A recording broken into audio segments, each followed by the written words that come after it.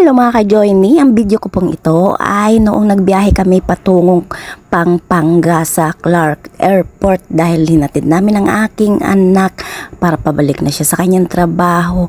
At alam nyo naman, kapag ako ang nasa biyahe ay di ko talaga maiwasang hindi mag-video, lalo na kung ang lugar na aking madadaanan ay nagagandahan ako. At ito nga, nabighani ako sa lugar namin nadadaanan. Ayan, video na naman ang inyong ka-Joiny. Dahil nga naman, pag personal nyo makita ang lugar na ito, naku, napakaganda talaga. Para kang nasa Switzerland. Baka na lang ang kulang. O diba? Tingnan nyo naman ang kabundukan. Wow! Talagang luntian. At ang iyong pakiramdam ay sariwang-sariwang hangin. Napakaganda talaga ng lugar na ito. Siguro nadadaanan nyo rin ito kapag nagbibiyahe kayo. Patungong Pampanga at patungong Zambales. Kaya di ka talaga maiinip pag ganito ang matatanaw mo habang nagbabiyahe ka, dahil maganda talaga ang ating mga lugar dito sa Pilipinas, ang ating mga kabundukan at ang ating mga kapatagan. At ito na nga, nakarating na kami sa Clark at napakalawak at napakalaki pala ng kanilang SM dito.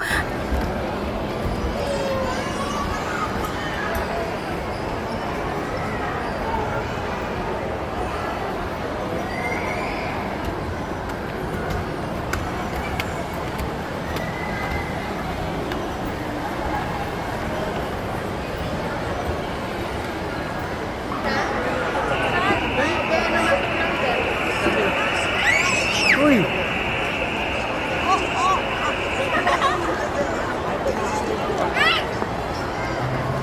Ito.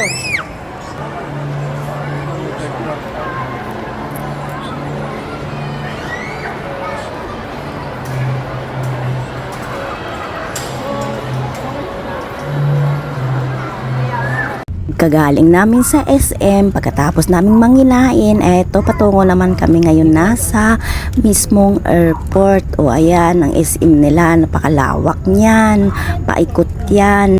Hindi namin naikot ang buong SM na yan dahil napakalawak at napakaluwang at limited lang ang aming oras. At ngayon, andito na kami sa Clark Airport, diba? Napakalawak at napakaluwang ng lugar na ito. Lalo na ang mga paradahan, tingnan nyo naman ang kanyang parking area. Napakaluwang talaga at hindi mo makita ang mga eroplano dito kung nasaan kasi nasa likod pala siya ng building. Andito kami sa harapan kaya hindi namin sila nakikita. Pero tingnan nyo naman ang kanyang lugar, napakalawak talaga.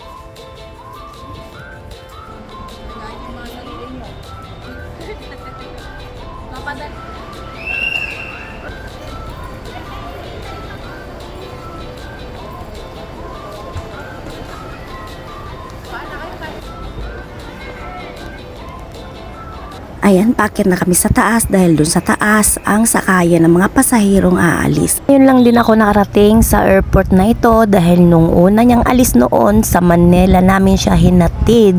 Pero ngayon dito na siya lagi bumababa sa Clark kasi mas malapit ito sa amin. Ilang oras lang ang biyahe.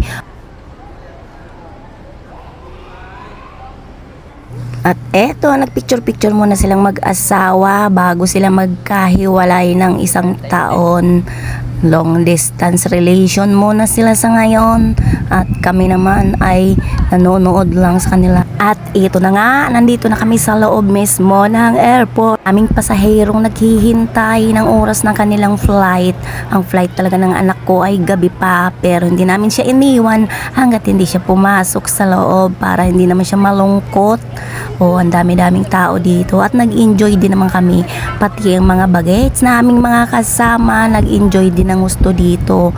Nagpapadulas pa sa sahig kasi napakadulas nga naman at malinis din naman ang lugar na ito. Picture muna kami. At ayan ang aking apo, tuwang-tuwa siyang maglakad-lakad dito dahil nadudulas-dulas nga naman siya. Nag-aaral pa kasi siyang lumakad at ayan ayaw niya magpipicture. Gusto niya maglakad ng maglakad lang. At gumilid ako doon sa kabilang side. Ayan ang aking nakikita. Ang lawak-lawak ng lugar na ito at sa wakas nakakita ako ng mga nakatambay na eroplano. Oh, ayan sila oh. Iilan nga lang sila kasi yung iba, yung paalis at parating nandoon sa bandang likuran na hindi namin nakikita.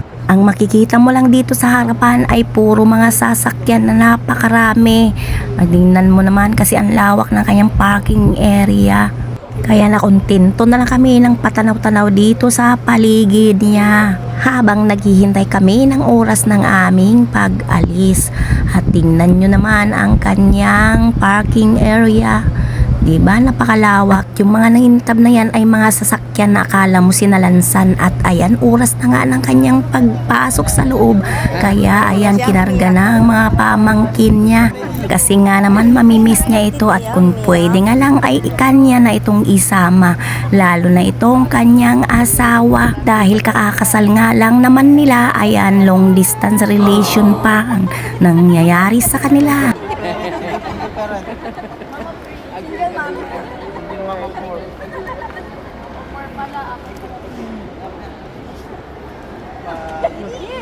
At ayan nga, umalis na siya, nagpaalam siya sa amin. Okay lang yan kuya, para din naman yan sa kinabukasan ninyong dalawang mag-asawa at sa magiging mga anak niyo pa. At tiisin mo na muna ang pangungulila. Ilang pikit-pikit lang yan ng mata o nandito ka na naman uli sa piling namin, di ba? Kaya ingat ka lagi at huwag kalimutang laging manalangin sa Ama.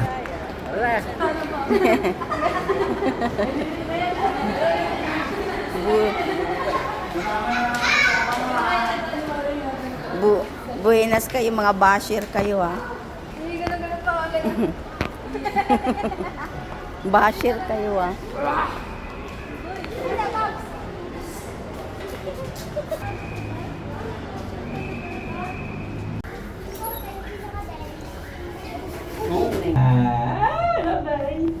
Ay, baho. Ay, puwet. Dos. Saan airplane? Siyempre, pag nandito na sila sa baba, natutulog na sila. Ala, pag gabi na, pag 3 AM na, di sila tutulog sa airplane. Mama? Babay, Kuya Ari. Ay, airplane.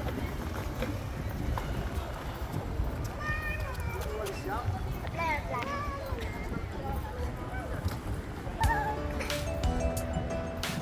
Dala yung mga pilot. Oh, mga ganun. Pag ayaw. Hindi. Kaya pwede sila mamumot ka sila pag di sila natulog, mamumot lang sila. Ay, pag inaantok sila. Mama, pag inaantok. Mama. Hindi naman yung antok.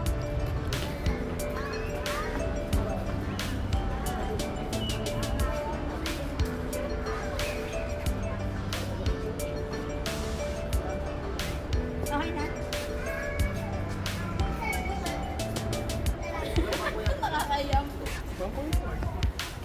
No.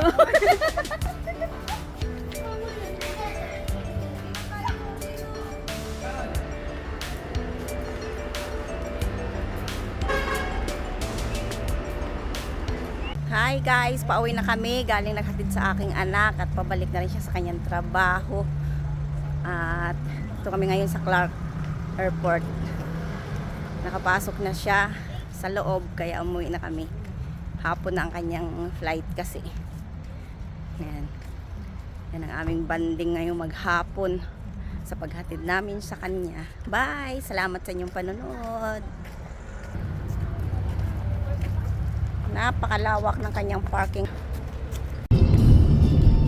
At karagdagang pasilip ko pa sa inyo, ginabi na nga po pala kami sa biyahe pero no worries naman kasi okay naman dito sa aming lugar kahit gabihin ka ng biyahe. Ang ganda ng lugar namin dinadaanan. Nandito kami ngayon sa loob ng SBMA. Dito dumaan ang aming sinasakyan para mas mabilis, mas shortcut kasi dito kaysa dumaan kami doon sa pinaka main road. O diba mas maganda pang yung matatanaw dito. Happy New Year mga ka-joiny! At sana po paki-subscribe and like ang aking mga video sa aking YouTube channel na ito. Thank you so much and Happy New Year sa lahat po!